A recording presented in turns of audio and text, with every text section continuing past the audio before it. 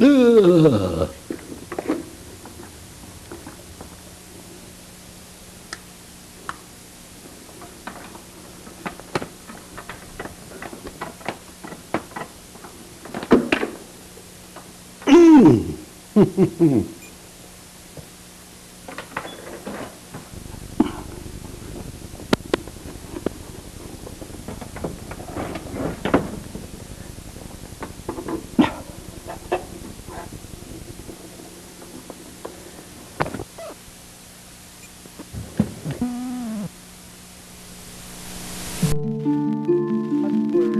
What I'm planning to do is, or what I was. My father, he felt that blue had a very divine characteristic. I moved from the Baroque, and I got the idea of enlightenment. The labyrinth at the Amaranthine Museum.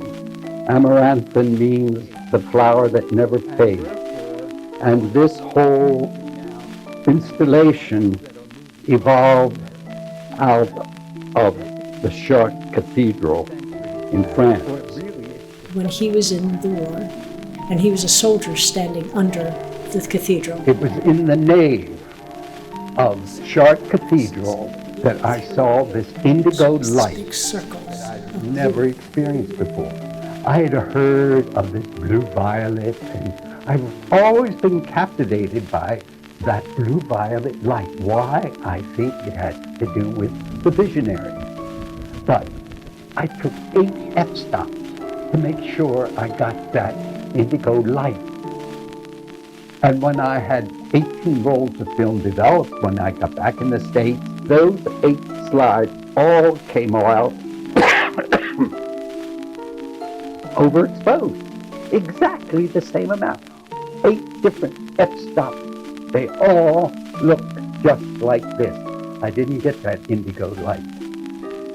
And these had all been intended to be minimalist canvases.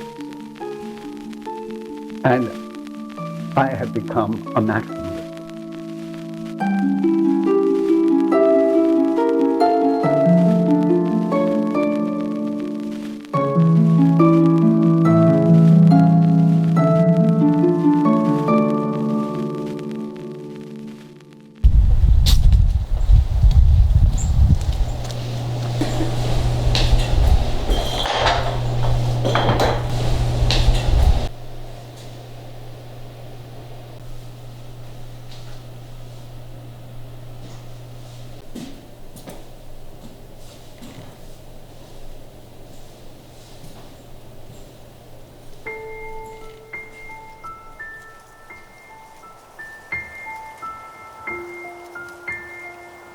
Dad just loved to draw daisies.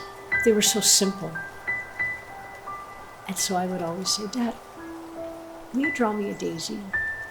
And his favorite thing to do was to draw me a bouquet of dead daisies, because the way they hung, it took this beautiful flower that was reaching to God and just withered it.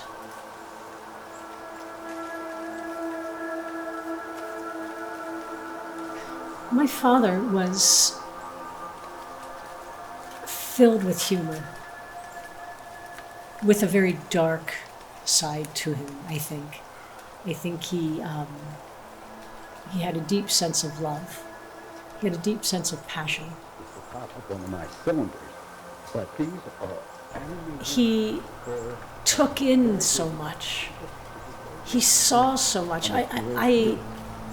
Sometimes I wonder how I could possibly be his daughter. Generated out of the frame. So it's almost...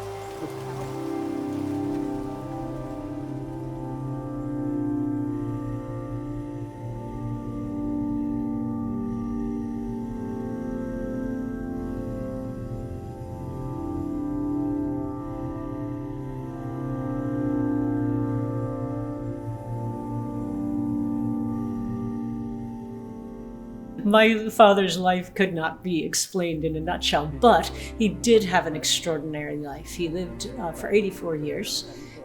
He was an artist from a very young age, and he went off to World War II, where he fought under Patton, setting up communications ahead of the front line. And then Roosevelt was re-elected for the fourth term, and I was in Czechoslovakia with my battalion with Patton's Third Army. I think PTSD has been very different for soldiers returning from different wars. I think in my father's generation, coming back from World War II and Nazi Germany, they were on a slow ship with their fellow soldiers, all recovering from the atrocities they had experienced and seen, liberating the concentration camps, seeing what had been done in the name of integrity, seeing what had been done in the name of order. And I think they were all deeply wounded. But Dad, for many, many years, was able to compartmentalize what he saw and what he felt and what he experienced.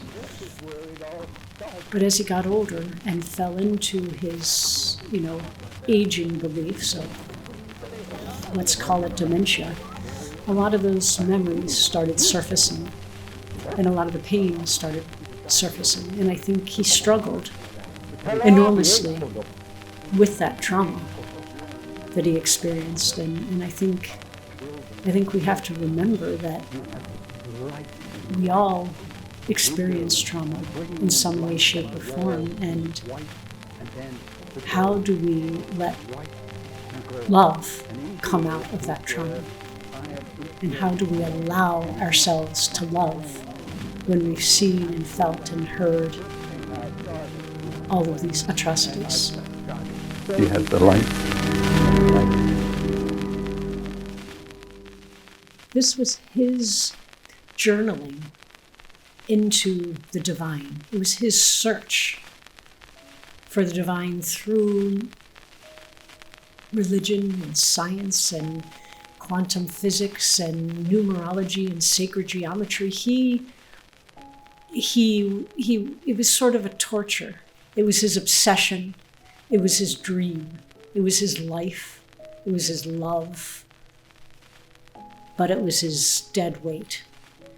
And he knew what it would take to maintain it. He knew the money it would take to store it or to exhibit it. Dad used to always say, don't spend time on this, just burn it. Just burn it.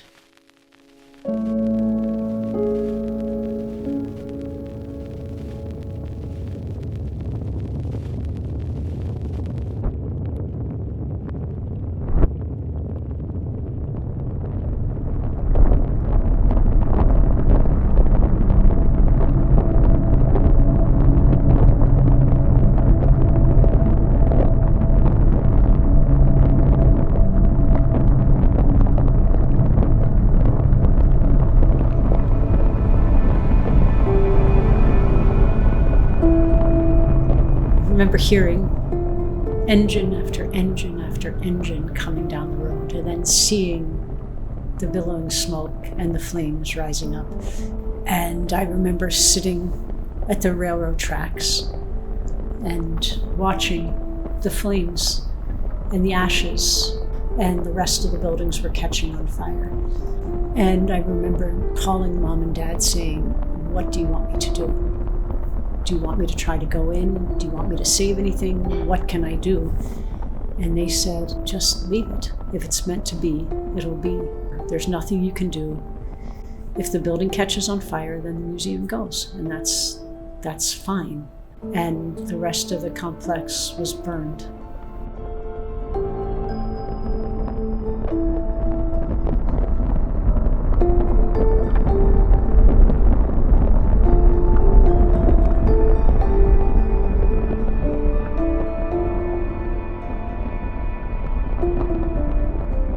But the main brick building remained intact, not an ounce of damage.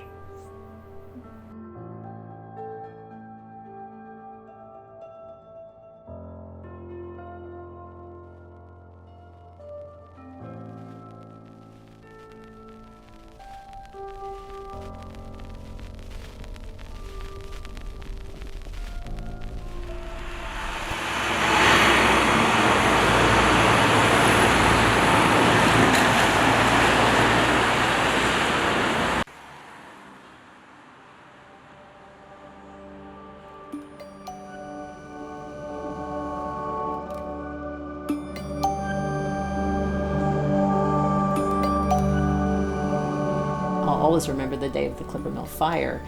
Something ignited and it burnt down like the entire one side of the park. All the artist studios were gone, and it was just like my dad's work was spared. That building was not touched. Dad was always really funny because he said, if it doesn't all go, just burn it. It doesn't matter. He went through a gamut to keep it together in a space, and now it's just us trying to maintain it. And Holly pretty much is its creative director, and she's remarkable. It would not exist. It would be sitting in a warehouse somewhere if it weren't for Holly. So, and she's incredible. She's a force of nature. And then back through the 19th century, Dad didn't ever really want to split the collection. And now I and my family is in the position of wanting to sell, but not wanting to split it into individual pieces. I just can't believe, that I worked the way I worked. As long as I can be here holding it safe, then it'll be safe for when somebody comes along and is interested in it as a unified whole. I feel like I have put it out there, and I can hold on to that for eternity. But I hope that somehow, somewhere, there will be a place for the entire installation to be placed.